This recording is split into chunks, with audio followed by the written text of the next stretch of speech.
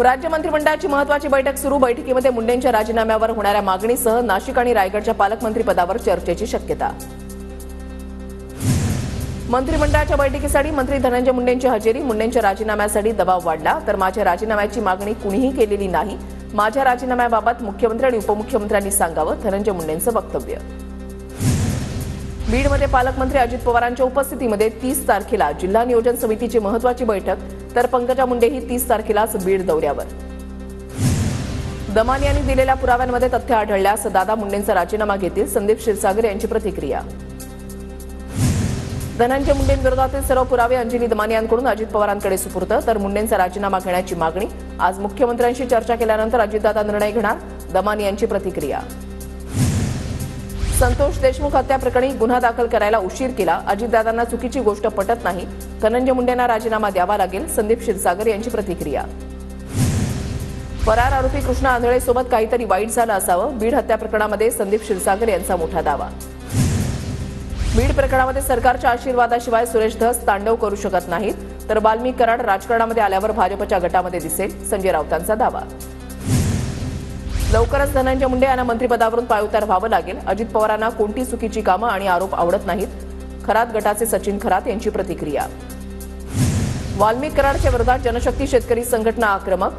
Harvester मालकांचे पैसे परत द्या, अन्यथा बार्शीमधील जमीन ताब्यात घेणार, संघटनेचे अध्यक्ष अतुल खुपसे यांचा इशारा. बीड पोलीस विभागामध्ये आडनावाच्या ऐवजी नावाचा उल्लेख करावा असं म्हटलेलं आहे नवनीत कौवत यांनी. आडनावातून जात धर्म ओळखता येत असेल तर ही ओळख हळूहळू पुसावी लागेल असं नवनीत कौवत यांचं म्हणणं आहे. आपण असे वागलो तर समाजही अनुकरण करेल. बीडमधला जातीयवाद दूर करण्यासाठी एसपी नवनीत कौवत यांचा हा निर्णय आहे. बाबा सिद्दीकी हत्या प्रकरण. झिशान सिद्दीकींच्या जबाबामध्ये अनेक दावे. झिशान सिद्दीकींच्या जबाबामध्ये अनिल परवांसह काही बिल्डर्सच्या नावाचा उल्लेख. परब एसआरए प्रकल्पामध्ये स्वतंत्र बिल्डर्स आणण्याचा प्रयत्न करत होते, झिशान सिद्दीकींचा जबाब.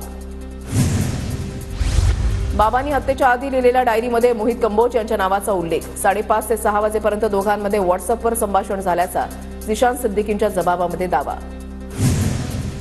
बाबा सिद्दीकी माझे जिवलग मित्र होते. निवडणुकांसह विविध मुद्द्यांवर आम्ही नियमित बोलायचो. सत्य बाहेर यायला पाहिजे आणि न्याय झालाच पाहिजे. झिशान सिद्दीकीने केलेल्या दाव्यानंतर मोहित कंबोज यांची प्रतिक्रिया. दाऊदशी संबंध आणि 1993च्या बॉम्बस्फोटामधील सहभागामुळे अनमोल बिश्नोईकडून सिद्दीकींना मारण्याचे आदेश होते. पोलिसांच्या आरोपपत्रामध्ये मुख्य शूटर शिवकुमार गौतमचा मोठा दावा. काही तक्रार असेल तर झिशान यांनी पोलिसांकडे दाद मागावी. बिल्डर कोण आहे त्याची चौकशी पोलीस करतील, झिशान सिद्दीकींच्या दाव्यानंतर अनिल परब यांची प्रतिक्रिया. बाबा सिद्दीकींच्या हत्येचा एवढा काळ लोटल्यानंतर झिशान यांनी ही डायरी निवडणुकीच्या वेळीच बाहेर का नाही काढली? झिशान सिद्दीकींच्या जबाबावरून सुषमा अंधारेंचा सवाल. झिशान सिद्दीकींनी केलेल्या वक्तव्याची माहिती घ्यावी लागेल. फडणवीसांना खांद्यावर घेऊन नाचणारे मोहित कंबोजच होते ना? झिशान सिद्दीकी यांच्या जबाबानंतर संजय राऊतांची प्रतिक्रिया.